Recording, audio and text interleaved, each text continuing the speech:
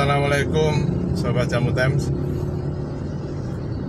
Sekarang saya akan sharing ya tentang bagaimana mendapatkan atau membeli properti baik berupa rumah ataupun tanah dengan harga yang murah ya, bahkan bisa 50% di bawah harga pasar gitu ya.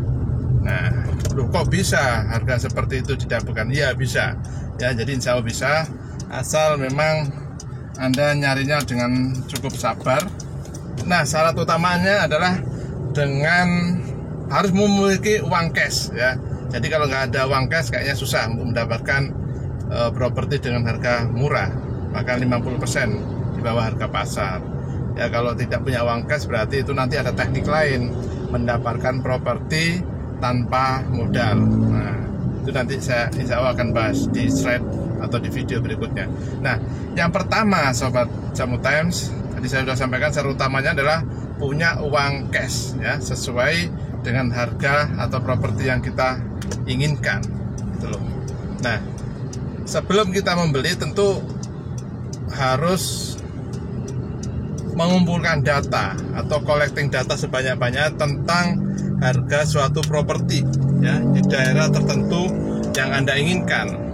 Jadi kalau Anda menginginkan di daerah misalkan di Jakarta Selatan, nah Anda list itu properti-properti yang diiklanin ya, baik melalui koran atau melalui informasi di lapangan. Anda jalan-jalan kemudian ada pelang dijual, kemudian ada iklan online dan sebagainya, itu Anda list ya satu-satu, minimal atau bahkan bisa sampai 50 lah list properti yang Anda inginkan itu ya. Jadi kalau ada teorinya Dolf de Ros itu kan, kita ngumpulin informasi sebanyak-banyaknya, list properti yang dijual, rumah yang dijual, nah baru kita nanti seleksi,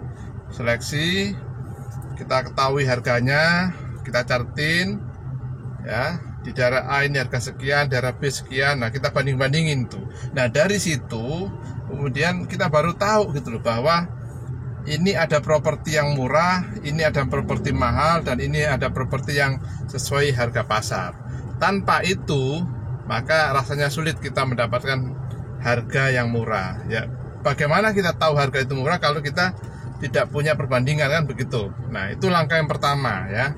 Kita buat list properti-properti yang dijual. Nah, kemudian kita lanjut, setelah kita misalkan lah kita kumpulin 100 list gitu ya, sesuai teorinya Dolf de Ros itu kan ada 100, kemudian kita seleksi menjadi 30, kemudian kita seleksi menjadi lagi 10. Nah, ketemu 3 itu yang paling menjadi target utama kita di dalam membeli properti. Nah, setelah itu kita gali informasi masing-masing properti itu, motivasi penjual menjual propertinya. Jadi kalau orang menjual properti itu kan ada beberapa alasan ya. Ya, yang paling umum ya mungkin dijual karena memang dia butuh uang. Nah, butuh uangnya itu seperti apa? Itu yang perlu kita gali gitu loh. Ada yang butuh uangnya itu mendesak, ada yang butuh uangnya ya tidak mendesak, ada yang butuh uangnya cuman iseng saja gitu loh. Jadi memang dia cuman mau jual properti, kemudian mau diinvestasikan ke tempat lain. Nah, itu kadang-kadang berarti dia tidak butuh uang secara mendesak. Nah, cari di antara penjual itu yang memiliki motivasi mendesak ya, motivasi menjual yang tinggi. Nah, baru Anda tawar gitu loh ya, Anda tawar.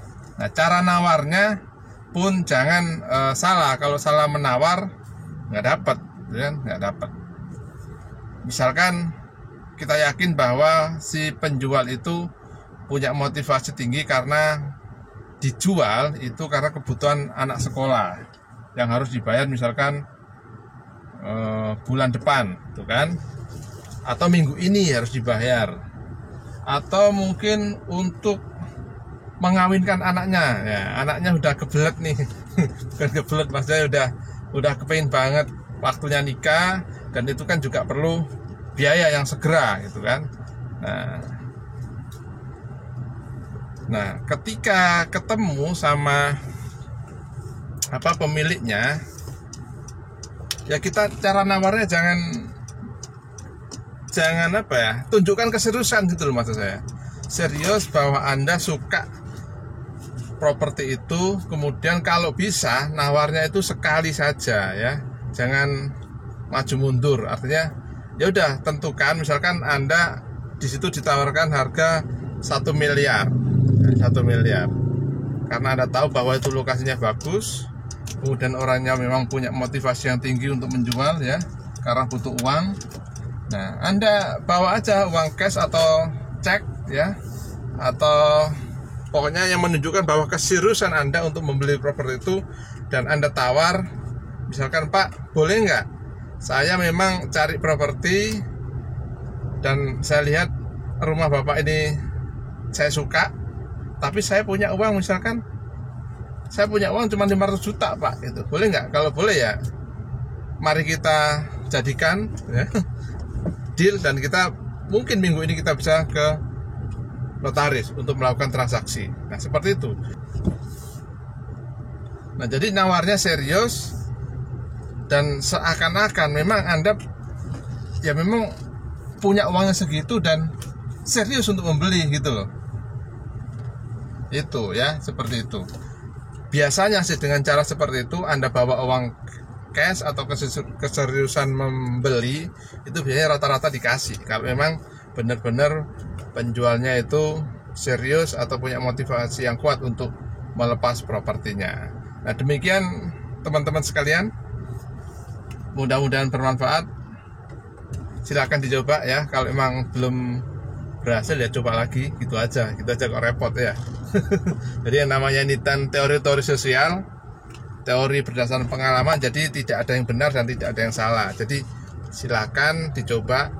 Namanya bisnis, namanya kita berinvestasi, tentu kondisi di lapangan itu kan berbeda-beda ya, membutuhkan situasi atau mengalami situasi yang berbeda, sehingga penanganannya atau solusinya tentu saja berbeda. Nah, silakan dicoba dan diulang-ulang. Mudah-mudahan Anda mendapatkan properti yang murah dengan cash, tanpa riba dan tanpa utang ya. Assalamualaikum warahmatullahi wabarakatuh.